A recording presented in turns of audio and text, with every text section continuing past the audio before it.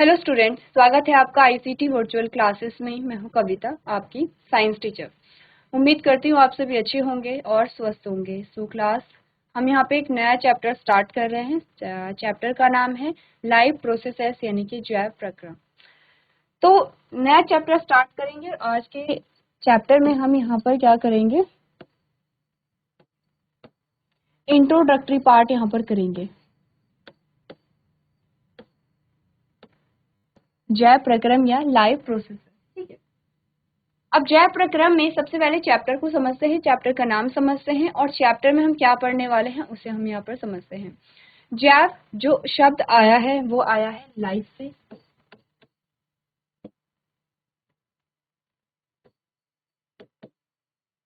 Life से और प्रक्रम का मतलब होता है प्रोसेस, यानी कि इस चैप्टर में हम बात करेंगे लाइफ से रिलेटेड जो भी प्रोसेस हमारे पास आती हैं उसके बारे में, जिसे हम लाइव प्रोसेसेस यहाँ पर कहते हैं। लाइव प्रोसेसेस का मतलब क्या होता है? वो प्रोसेस जो बताती हैं, जो किसी जीव में अगर पाई जाती है तो वो हमें बताती है कि वो जो जीव है या जो वो जो स्ट्रक्चर है वो क्या है, यहाँ पे लिविंग है या नॉन लिविंग है, ठीक है। लाइव प्रोसेसेस वो प्रोसेस होंगी जो किसी जीवित में ही पाए जाएंगे। अगर किसी जीव में या जीव नहीं कहेंगे, अगर किसी स्ट्रक्चर में ये लाइव प्रोसेसेस नहीं पाई जाती, इट मीन्स कि वो जीवित नहीं, यहाँ पर हम उसे जीवित नहीं कह सकते हैं। तो वो कौन कौन सी प्रोसेस होंगी जो हमें बताती हैं कि कोई स्ट्रक्चर यहाँ पे जीवित है या नहीं है, उनके बारे में हम बात करेंगे। इट मीन्स कि ये चैप्टर आपका थोड़ा लेंदी होने वाला है क्योंकि इसमें हम बहुत सारे प्रोसेस के बारे में बात करेंगे और इन प्रोसेस को हम एक एक करके यहाँ पर डिस्कस करेंगे। तो प्रोसेस थोड़ा सा डिटेल में यहाँ पर आप देखेंगे। नॉर्मली आपके पास सिस्टम आते हैं यहाँ पे, organ system, different different organ system है। तो इजिली हम वहाँ पे क्या कर लेंगे, इन्हें कवर कर लेंगे। कैसे? सबसे पहले हमारी स्ट्रेटेजी रहेगी कि हम यहाँ पे डायग्राम को देखेंगे, डायग्राम को समझेंगे, उसके बाद हम प्रोसेस के बारे में बात करते हैं। सबसे पहले बात कर लेते हैं कि लाइव प्रोसेसेस वो कौन कौन सी लाइव प्रोसेसेस होती हैं। तो हमने कहा कि जीवित रहने के लिए सबसे ज़्यादा इम्पोर्टेंट हमारे लिए यहाँ पे क्या है, ठीक है। तो सबसे ज़्यादा इम्पोर्टेंट अगर हम कहें तो हमारे पास कुछ बेसिक सी चीज़ें आती हैं जिन्हें हम क्या कहते हैं यहाँ पे, मूलभूत आवश्यकताएं कहते हैं, यानी कि जो फंडामेंटल नीड्स हमारी होती हैं वो हमारे पास आती हैं। जैसे जैसे क्या क्या हमारी फंडामेंटल नीड्स होती हैं जिसके बिना हम बिल्कुल जीवित नहीं रह सकते। दो चीज़ें होती हैं हमारे पास। एक वो चीज़ें जिनके बिना हम जीवित नहीं रह सकते, हम बिल्कुल सर्वाइव कर ही नहीं सकते हैं। दूसरी चीजें वो है कि जो हमारे कंफर्ट के लिए इम्पोर्टेंट है, हमें कंफर्ट देती हैं, लेकिन अगर वो नहीं भी हो तो हम सरवाइव कर जाएंगे। ऐसा नहीं है कि उनके बिना हम यहाँ पे मर जाएंगे। जैसे जैसे हमने कहा कि जब हमारे पास घर नहीं हुआ करते थे तो हम जंगलों में सरवाइव कर लेते थे, ठीक है। जैसे जब हमारे पास कपड़े नहीं हुआ करते थे तो यहाँ पे बाघ की छाल को यहाँ पे लपेट करके वहां पे हम सरवाइव कर लिया करते थे। अब ये चीजें ऐसी हैं कि ठीक है, हम इनके कोई ना कोई दूसरे ऑप्शन यहाँ पर ढूंढ लेंगे, लेकिन जो बेसिक जो फंडामेंटल नीड्स होंगी वो क्या होंगी? यहाँ पे हमने कहा फंडामेंटल नीड्स हमारे पास आती है सबसे पहले तो ऑक्सीजन। अब ऑक्सीजन के बिना हम कुछ सेकंड भी यहाँ पे सरवाइव नहीं कर पाएंगे। सेकंड जो हमारे फंडामेंटल नीड्स आएंगे दैट इज वाटर, ठीक है। और थर्ड हमारे पास आएगा फूड। ये तीन हमारी क्या होती हैं? मूलभूत आवश्यकताएं हैं। इनको हम क्या कहेंगे? मूलभूत आवश्यकताएं कहेंगे।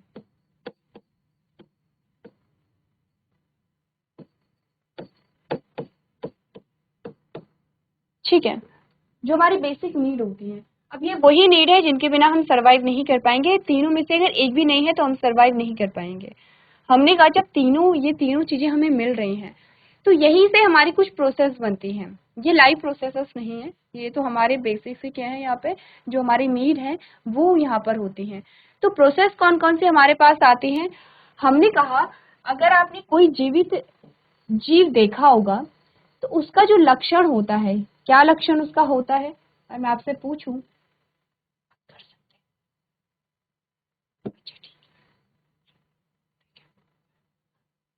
अगर हम आपसे पूछे, अगर आपसे कोई पूछे कि कोई जो जीव है उसका लक्षण क्या होता है, सबसे प्राइमरी सबसे पहला लक्षण क्या होता है? आपने कहा कोई भी जो जीव है उसे ऊर्जा की आवश्यकता होगी। जीवित रहने के लिए उसे क्या चाहिए होगा, एनर्जी चाहिए होगी, उसे ऊर्जा की आवश्यकता होगी। और जितने भी जीव हैं अर्थ पे, चाहे आप प्लांट की बात करें, आप एनिमल की बात करें, आप माइक्रो ऑर्गेनिज्म की बात करें, सबकी रिक्वायरमेंट होगी कि उसे ऊर्जा की आवश्यकता है। अब अगर उसे ऊर्जा को लेना है तो वो क्या करेगा, यहाँ पे वो फूड इनटेक करेगा। ऊर्जा अगर उसे चाहिए तो ऊर्जा उसे कहाँ से मिलेगी, आपने कहा भोजन से। आपने कहा उसे कहाँ से मिलेगी ऊर्जा, भोजन से, यानी कि फूड से। उसे भोजन ग्रहण करना होगा तब जाकर के उसे ऊर्जा मिलेगी, उसे डायरेक्टली ऊर्जा नहीं मिल सकती है। तो इट मीन्स कि जीव पहले क्या करेगा, भोजन को ग्रहण करेगा, तब उसे क्या मिलेगी, ऊर्जा मिलेगी। अब इस ऊर्जा का उपयोग जीव क्या करेगा, अपने अलग अलग कामों में, अलग अलग चीजों के लिए करेगा। इस चेन को, यानी कि भोजन ग्रहण करके ऊर्जा प्राप्त करना, इस पूरे चेन को हम एक नाम देते हैं प्रोसेस का, और उस प्रोसेस का नाम होगा यहाँ पे पोषण, या उसे हम क्या कहेंगे, न्यूट्रिशन कहेंगे। क्या कहेंगे उसे, न्यूट्रिशन कहेंगे। सबसे पहली प्रोसेस हमारे पास आ जाती है लाइफ प्रोसेस की, दैट इज न्यूट्रिशन, जो आप सभी ने पढ़ी है। अभी तक आप क्लास 10th में आ गए हैं और आपने पोषण के बारे में काफी सारी चीजें पढ़ी हैं। आपने देखा है कि प्लांट्स में कैसे न्यूट्रिशन होता है, एनिमल में कैसे न्यूट्रिशन होता है। हमने कहा यही न्यूट्रिशन सबसे पहले हमारी क्या आती है, लाइफ प्रोसेस होती है। कोई भी जो जीवित जीव है यहाँ पे, या कोई भी जो पादप है, या कोई माइक्रो ऑर्गेनिज्म है, चाहे वो यूनिसेलुलर हो या वो मल्टी सेलुलर हो, ठीक है, चाहे वो सिंपल हो या कॉम्प्लेक्स ऑर्गेनिज्म हो, उसमें आपको एक बेसिक जो यहाँ पे कैरेक्टर होगा वो सभी में दिखेगा कि सभी क्या करते हैं, सभी को ऊर्जा चाहिए, और ऊर्जा के लिए सभी क्या करते हैं, भोजन को ग्रहण करते हैं। अब वो भोजन अलग अलग हो सकता है, जैसे हमने कहा हमारा जो भोजन है वो अलग होगा, प्लांट्स का जो भोजन है वो अलग होता है, इतना हम सभी को पता है। तो हमने कहा भोजन जो है वो अलग अलग प्रकार का हो सकता है, लेकिन ये एक कॉमन प्रोसेस है कि किसी भी जीव को ऊर्जा चाहिए, और ऊर्जा की प्राप्ति उसे कहाँ से होती है, भोजन से होती है। तो जीव क्या करता है, भोजन को ग्रहण करता है। भोजन को ग्रहण करने के बाद जब पाचन होता है, उससे निकलती है ऊर्जा। ऊर्जा के बाद इस ऊर्जा का प्रयोग किया जाता है जीव के द्वारा, और इसी प्रोसेस को हम क्या कहते हैं, यहाँ पे न्यूट्रिशन या पोषण कहते हैं। ठीक है, अब हमने कहा ठीक है, पहली प्रोसेस तो है पोषण। इसी पोषण में हम क्या क्या चीजें डिस्कस करने वाले हैं, हमने कहा हमारे पास टॉपिक आ जाता है न्यूट्रिशन। न्यूट्रिशन, अब जो न्यूट्रिशन है वो दो टाइप के न्यूट्रिशन हमारे पास आएंगे, जिसमें हम ऑटो ट्रॉफी की बात करेंगे, ऑटो ट्रॉफी की बात करेंगे, और हेटेरोट्रॉफी की बात करेंगे। आप एक्चुअली में चैप्टर में पढ़ने के वाले हैं वो आपको बता रखा है। ऑटोट्रॉफी की जब हम बात करेंगे तो हमारा जो यहाँ पे टॉपिक होगा वो होगा फोटोसिंथेसिस। फोटोसिंथेसिस, तो न्यूट्रिशन के अंतर्गत, न्यूट्रिशन खुद में एक लाइफ प्रोसेस है, इसके अंतर्गत एक दूसरी प्रोसेस आपको मिली है, या इसी के अंतर्गत जो एक प्रोसेस आपको मिली है वो होगी फोटोसिंथेसिस। हम फोटोसिंथेसिस को पढ़ेंगे। और हेटेरोट्रॉफी की जब हम बात करेंगे तो हम बात करेंगे डाइजेशन के बारे में। तो न्यूट्रिशन में ही आपको एक दूसरी प्रोसेस मिली है, वो है डाइजेशन। तो हमने कहा लाइफ प्रोसेसेस में पहली प्रोसेस हमारे पास आई है न्यूट्रिशन। न्यूट्रिशन या पोषण दो प्रकार का होता है, ऑटोट्रॉपिक जिसे स्वपोषी कहते हैं, हेटेरोट्रॉपिक जिसे हम परपोषी कहते हैं। जब हम ऑटोट्रॉपिक की बात करेंगे तो ऑटोट्रॉपिक में हम बात करते हैं फोटोसिंथेसिस के बारे में। क्या पढ़ेंगे हम, फोटोसिंथेसिस को पढ़ेंगे। और जब हम हेटेरोट्रॉपिक की बात करते हैं तो हेटेरोट्रॉपिक में हम डाइजेशन पढ़ेंगे। ठीक है, अब मैंने आपको क्या बोला था, इस चैप्टर में क्योंकि हम बहुत सारे प्रोसेस को पढ़ेंगे, बहुत सारे हमारे पास टॉपिक आएंगे, जैसे फोटोसिंथेसिस खुद में एक बहुत बड़ी प्रोसेस होगी, डाइजेशन खुद में एक बहुत बड़ी प्रोसेस होगी। जब हम डाइजेशन को पढ़ेंगे तो आपको क्या करना है, पहले ही एक स्ट्रैटेजी बनानी है कि कैसे हम कम टाइम में ज्यादा चीजें कवर करें। डाइजेशन जब हम पढ़ेंगे तो सबसे पहले हम डाइजेस्टिव सिस्टम को बना लेंगे। डाइजेस्टिव सिस्टम जब हम बनाएंगे तो हमें एक पाथ पता चल जाएगा कि डाइजेशन जो हो रहा है उसका सीक्वेंस क्या होगा, कौन कौन से पार्ट्स यहाँ पे इंक्लूड होंगे, कौन कौन से भाग यहाँ पर होते हैं।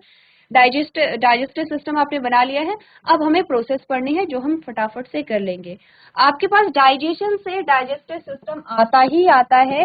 इस चैप्टर से आपके बहुत सारे क्वेश्चन बनते हैं और आपके पास ये आपको ध्यान रखना है कि आपके पास एक से दो सिस्टम बनाने के लिए आते ही आते हैं। या तो आपके पास आएगा कि कोई भी सिस्टम, डाइजेस्टिव सिस्टम हो गया या रेस्पिरेटरी हो गया या एक्सक्रीटरी हो गया है, ठीक है, कोई भी सिस्टम हो गया कि आप क्या करेंगे, इस सिस्टम का डायग्राम बनाएंगे और लेबलिंग करेंगे।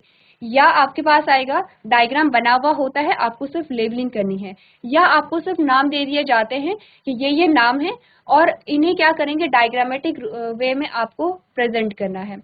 तो ये बहुत इंपॉर्टेंट, और ये जो आपका चैप्टर है यहाँ पर आप मार्क्स बहुत अच्छे से गेन कर सकते हैं, क्योंकि सिंपल सी चीज है। आपके पास आते हैं ऑर्गन सिस्टम। ऑर्गन सिस्टम में आपको डायग्राम बनाना है और जो भी क्वेश्चन आपके डायग्राम से रिलेटेड होता है वो हमारे बहुत अच्छे क्वेश्चन होते हैं, क्योंकि एक तो आप पूरे के पूरे मार्क्स को गेन कर सकते हैं, दूसरा आपको बहुत ज्यादा लिखने की जरूरत नहीं है। अगर आप डायग्रामेटिक रिप्रेजेंटेशन बहुत अच्छे से करते हैं, लेबलिंग बहुत अच्छे से करते हैं, आपने हेडिंग वाइज लिखना है डाइजेशन। डाइजेशन जैसे एग्जाम्पल लेते हैं, हमने डाइजेशन कैसे यहाँ पे क्या करना है दिखाना है। सबसे पहले डाइजेस्टिव सिस्टम बनाया। डाइजेस्टिव सिस्टम में डाइजेशन होगा माउथ से स्टार्ट। माउथ में आप बताएंगे टंग, टंग के क्या फंक्शन होते हैं, टंग के कितने टाइप्स होते हैं, ठीक है। कुछ टर्म्स हमारे पास आएंगे जैसे कि थिकोडोंट टाइप के जो टीथ होते हैं वो क्या होते हैं, जैसे डाइफाइडोंट जो होते हैं वो क्या होते हैं, जैसे कि टाइप्स ऑफ टीथ, हेटेरोडोंट जिसे हम कहते हैं, 4 टाइप के टीथ होते हैं हमारे, वो आप लिख लेंगे फटाफट। लास्ट में आप डेंटल फॉर्मूला लिखेंगे जिसमें आप मिल्क टीथ का डेंटल फॉर्मूला लिखेंगे और परमानेंट टीथ का डेंटल फॉर्मूला लिखेंगे, ठीक है। ये हो गया टीथ। सेकंड आते हैं टंग। टंग में हमें क्या करना है, हमने कहा टंग के फंक्शन हमें पता है कि टंग क्या करेगी, टेस्ट को डिटेक्ट करती है, स्वाद का पता चलता है। दूसरा सलाइवा और फूड, यानी कि हमारी लार और भोजन को मिक्स करने में मदद करता है, चबाने में मदद करता है, निगलने में मदद करता है।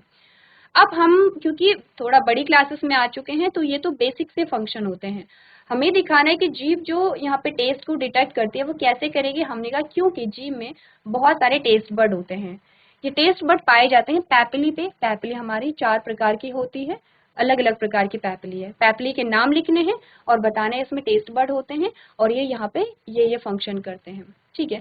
ऐसे ही हम हर एक पार्ट को यहाँ पर करते रहेंगे। ऐसे ही हमने कहा कि हम सलाइवा जो है, लार जो है, उसका फंक्शन हम यहाँ पर देखेंगे, ठीक है। ऐसे ही हम यहाँ पर क्या करेंगे, इसोफेगस यानी कि आपकी भोजन नली, आपकी जो स्टमक है, जो यहाँ पे आमाशय होता है, आपकी छोटी आंत, आपकी बड़ी आंत, और आपने कहा कि आपका डाइजेशन जो है वो पूरा यहाँ पे कंप्लीट हो जाएगा। तो हमने कहा न्यूट्रिशन, न्यूट्रिशन में हम फोटोसिंथेसिस और डाइजेशन को पढ़ेंगे। अब क्या हुआ, जब डाइजेशन हो गया तो क्या हुआ, क्योंकि एक प्रोसेस जो है वो दूसरी प्रोसेस से जुड़ी हुई रहती है। तो क्या हुआ जब डाइजेशन हुआ, तो ये एक ओवरव्यू दे रहे हैं, पूरी प्रोसेस अभी नहीं है, पूरी प्रोसेस जब हम पढ़ेंगे तो डिटेल में समझेंगे। अब डाइजेशन हो गया है तो क्या होगा हमारे शरीर में, आप जानते हैं डाइजेशन जब हुआ या फोटोसिंथेसिस जब हुई,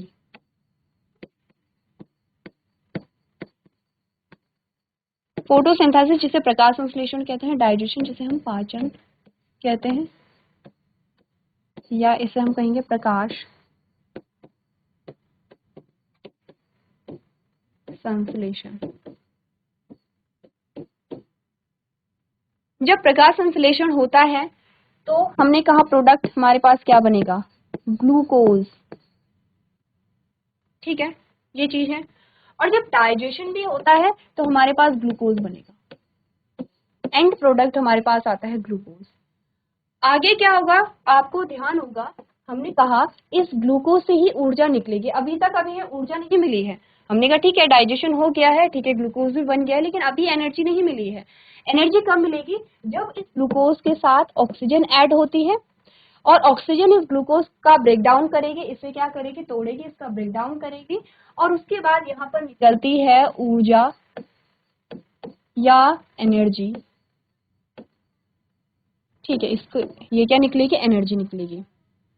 सेम प्रोसेस यहाँ पर भी होगी कि यहाँ पे O2 जब आएगा तो यहाँ पे क्या निकलती है, ऊर्जा निकलती है। तो चाहे परपोषी पोषण हो या सुपोषी पोषण हो, प्रोसेस हमारे पास यही आ रही है कि ग्लूकोज जो है वो ग्लूकोज बनेगा, उसमें ऑक्सीजन ऐड होगा, ऑक्सीजन जब ऐड होगा तो यहाँ पे ऊर्जा निकलेगी, ठीक है। इस प्रोसेस को क्या हम रेस्पिरेशन कह सकते हैं, इस प्रोसेस को क्या हम रेस्पिरेशन कह सकते हैं? सेम इस प्रोसेस को भी क्या हम रेस्पिरेशन कह सकते हैं? तो क्या आपके पास एक और प्रोसेस आ गई है? तो यहाँ पर हमने कहा एक और प्रोसेस हमारे पास आ गई है। आपने न्यूट्रिशन बोला, न्यूट्रिशन में फोटोसिंथेसिस और डाइजेशन की हमने बात की है। उसके बाद हमने कहा डाइजेशन के बाद रेस्पिरेशन होगा, लेकिन रेस्पिरेशन से पहले एक और प्रोसेस होगी। क्या आप जानते हैं वो प्रोसेस क्या होगी? आपने कहा ग्लूकोज बनाए, हम डाइजेशन को एग्जाम्पल लेकर के चलते हैं। आपने कहा जब यहाँ पे ग्लूकोज बना है, तो ग्लूकोज कहाँ पर बना है? क्या है ये? विलाई है। विलाई है ये। विलाई कहाँ पे पाई जा रही है? आपके छोटी आंत, आपके स्मॉल इंटेस्टाइन में। यहाँ पर बना है ग्लूकोज। अब यहाँ पे छोटी आंत में क्या होगा? ग्लूकोज का एब्जॉर्प्शन होता है। कहाँ जाता है फिर ये? ब्लड में जाता है। तो ये ग्लूकोज क्या होगा? इसका अवशोषण होगा, एब्जॉर्प्शन होगा, और ये ब्लड में आ गया है। ब्लड में ये क्या है? ग्लूकोज है, G4 ग्लूकोज। ठीक है, ये आ गया है ग्लूकोज। इस ग्लूकोज को हर एक सेल, हर एक बॉडी पार्ट तक पहुंचाना है। यानी कि आपने कहा कि आपकी छोटी आंत क्या है, आपके स्मॉल इंटेस्टाइन जो है, वहां पर क्या होता है? एब्जॉर्प्शन होता है ग्लूकोज का, और उस ग्लूकोज को आपकी पूरी बॉडी में पहुंचाना है। पूरी बॉडी में पहुंचाना होगा तो कौन हेल्प करेगा यहाँ पे? आपने कहा यहाँ पर आता है आपका सर्कुलेटरी सिस्टम। और यहाँ पे जो प्रोसेस होगी, किस प्रोसेस के द्वारा ये एक जगह से दूसरी जगह जाएगा? सर्कुलेशन के द्वारा। सर्कुलेशन यानी कि परिसंचरण, सर्कुलेटरी सिस्टम पढ़ेंगे। एक और प्रोसेस आपके पास आ गई है, कौन कौन सी आई है? ध्यान रखेंगे। न्यूट्रिशन, न्यूट्रिशन में हमने क्या क्या बोला है? यहाँ पे हमने बात की है, यहाँ पे फोटोसिंथेसिस की, डाइजेशन की बात की है, रेस्पिरेशन की बात की है। हमारे पास फोर्थ जो प्रोसेस है वो सर्कुलेशन यहाँ पे आ गई है। ध्यान रखिए कौन कौन से प्रोसेस आपके चैप्टर में, ये ध्यान रखना है। सर्कुलेशन हमारे पास आ गया है। सर्कुलेशन जब होगा तब जाकर के ग्लूकोज क्या है आपके हर एक बॉडी पार्ट तक पहुंचाई जाएगी, और सेम यही प्रोसीजर ऑक्सीजन के लिए भी होगा। ठीक है, तो ये है सर्कुलेशन। सर्कुलेशन हम पढ़ेंगे सर्कुलेटरी सिस्टम के थ्रू। अब आपने कहा इसके बाद और क्या होगा? हमने कहा डाइजेशन हो गया है। जितना फूड इनटेक हमने किया है, जितना भोजन हमने ग्रहण किया है, उस सब से ग्लूकोज तो नहीं बनेगा, है ना, कुछ यहाँ पे वेस्ट मटेरियल होगा। तो उस वेस्ट मटेरियल को बाहर निकालने के लिए आपकी बॉडी में एक और सिस्टम होता है, और एक और प्रोसेस वो करता है, that is excretory system. Excretory system क्या करेगा? एक्सक्रीशन करेगा। एक्सक्रीशन मतलब समझते हैं? उत्सर्जन तंत्र। उत्सर्जन तंत्र। तो आप समझ रहे हैं कि एक प्रोसेस से दूसरी प्रोसेस यहाँ पे जुड़ी हुई है। अगर मैं आपसे कहूँ कि बताइए लाइव प्रोसेसेस की एग्जाम्पल, आप बताइए क्या होती है लाइव प्रोसेस, तो आपके पास बहुत सारे एग्जाम्पल है लाइव प्रोसेस के। ठीक है, हमने कहा कि अगर हम सारे सिस्टम यहाँ पर देखें तो बेसिकली आपको पढ़ना है डाइजेस्टिव सिस्टम, जिसे हम पाचन तंत्र कहते हैं, सिस्टम। ठीक है, एज फॉर सिस्टम आपको पढ़ना है रेस्पिरेटरी सिस्टम। ठीक है, आपको पढ़ना है सर्कुलेटरी सिस्टम, आपको पढ़ना है एक्सक्रीटरी सिस्टम। इसी के साथ साथ आपको यहाँ पे फोटोसिंथेसिस भी पढ़नी है। ठीक है, अगर मैं एक क्वेश्चन आपसे कहूँ, एक क्वेश्चन है ग्रोथ, जिसे हम कहते हैं वृद्धि। अगर मैं आपसे कहूँ कि वृद्धि एक जैव प्रक्रम है या नहीं है, तो आपका आंसर क्या होगा? थोड़ा सा सोचिए। ग्रोथ जो हम कहते हैं, मैंने कहा ग्रोथ क्या है, एक लाइफ प्रोसेस है या नहीं है? पहला क्वेश्चन तो ये है। जल्दी से अपना क्वेश्चन सोचिए, यस और नो में ही आंसर करना है आपको। अब मैं थोड़ा सा और आपको बोलूंगी।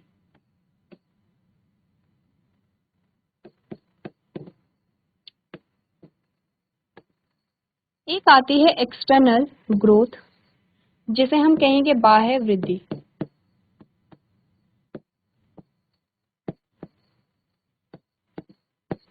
और एक आती है इंटरनल ग्रोथ,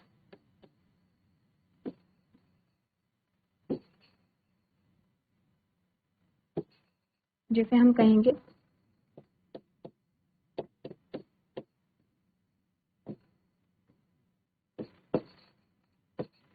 आंतरिक वृद्धि।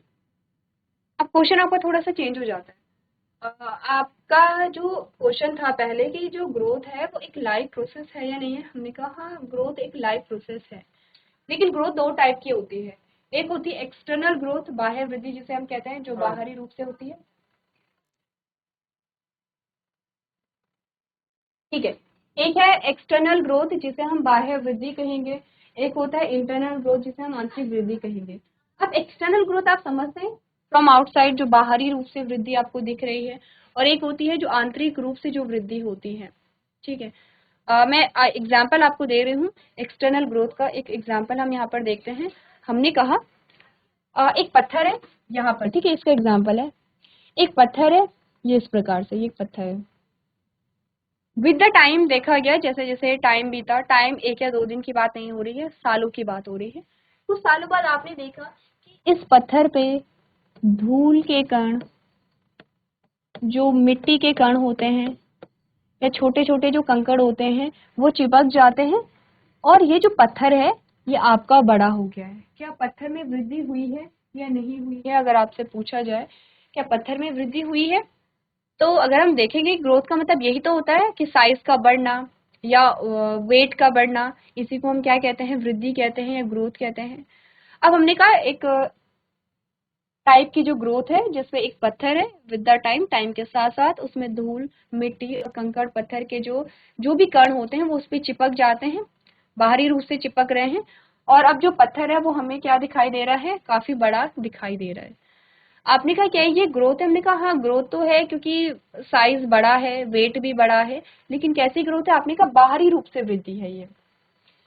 हम इसे ऐसे नहीं कहेंगे कि जो यहाँ पे स्टोन है या जो पत्थर है वो अंदर से भी बड़ा हुआ है। कैसे बड़ा है, बाहर से बड़ा है, ठीक है। एक ग्रोथ होती है जिसमें हम कहते हैं कि कोई न्यू बॉर्न है, एक नवजात है,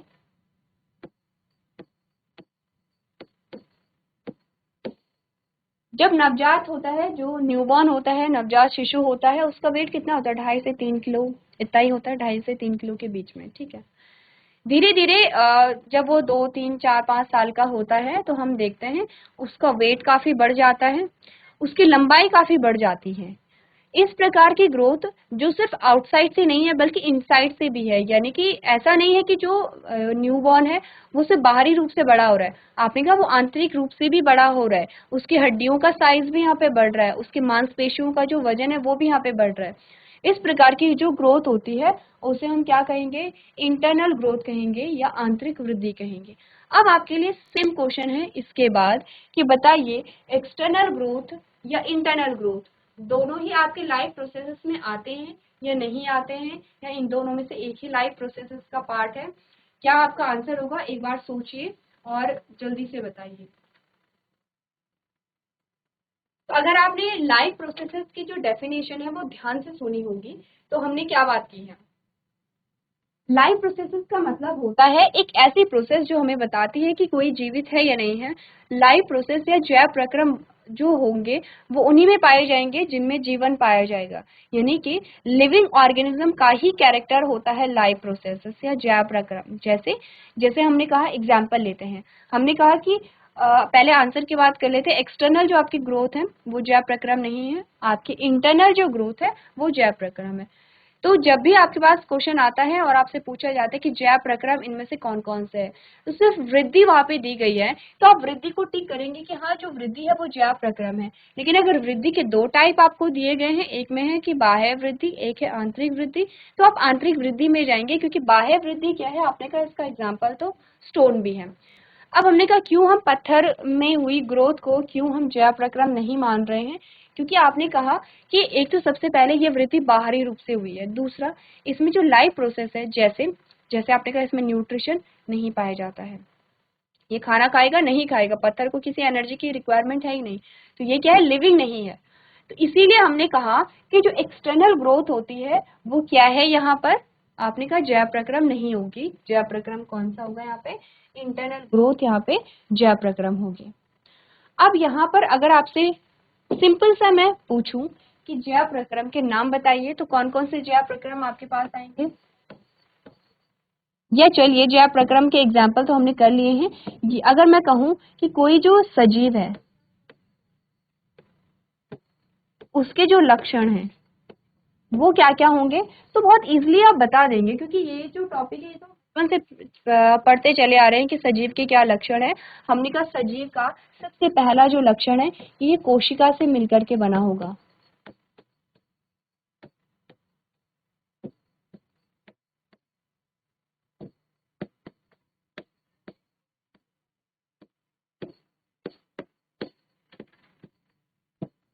पहला जो लक्षण है कि कोशिका से बने होते हैं कौन, सजीव।